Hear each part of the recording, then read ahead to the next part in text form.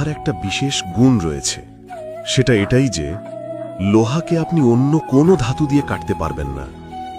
লোহা দ্বারাই এই লোহাকে কাটা সম্ভব। এবার এটা কিভাবে সম্ভব? যে লোহাকে কাটতে হবে তাকে গরম করা হয়, আর যে লোহা দ্বারা কাটতে হবে সেটাকে ঠান্ডা রাখতে হয়। অর্থাৎ ঠান্ডা লোহা দ্বারা গরম লোহা কাটা হয়। এবার এই যুক্তি তার প্রয়োগ আমাদের জীবনেও করা যেতে পারে। যদি আপনার কাছে শক্তি থাকে, যদি আপনি বুদ্ধিমান হন, আর যদি আপনার মন স্থির হয়, শান্ত হয়, তাহলে এই সংসারকে আপনি বদলাতে পারবেন।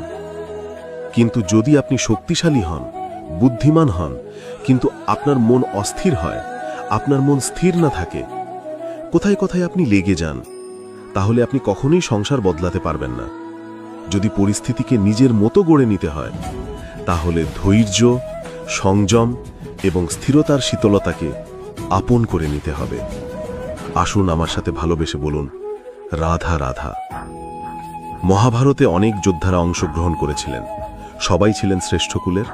কেউ কেউ ছিলেন বড় বড় রাজ্যের রাজা, কেউ কেউ ছিলেন দেবতার পুত্র। এনারা সবাই অংশ নিয়েছিলেন। এনারা সবাই শ্রেষ্ঠ কুলের, প্রত্যেকে ভালো পরিবেশ পেয়েছেন।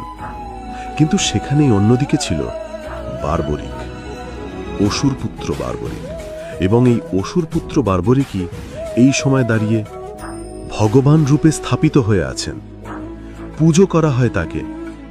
কারণটা কি? নির্বাচন। বার্বরিক একটি দ্বন্দ্বের মধ্যে ছিলেন। ঠিক যেমন প্রত্যেক যোদ্ধার জীবনে দ্বন্দ্ব এসে থাকে, তখন সে কি নির্বাচন করবে সেটা হলো অত্যন্ত গুরুত্বপূর্ণ।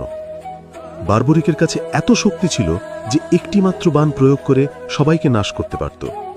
দ্বন্দ্ব ছিল এটাই যে ও কোনো পক্ষের হয়েই যুদ্ধ করবে না, বরং নিজের মস্তক সে দান করবে। আর এই কর্মের কারণে, এই নির্বাচনের কারণে আজকের সময় দাঁড়িয়ে ওকে ঘাটুশ্যাম রূপে পুজো করা হয়।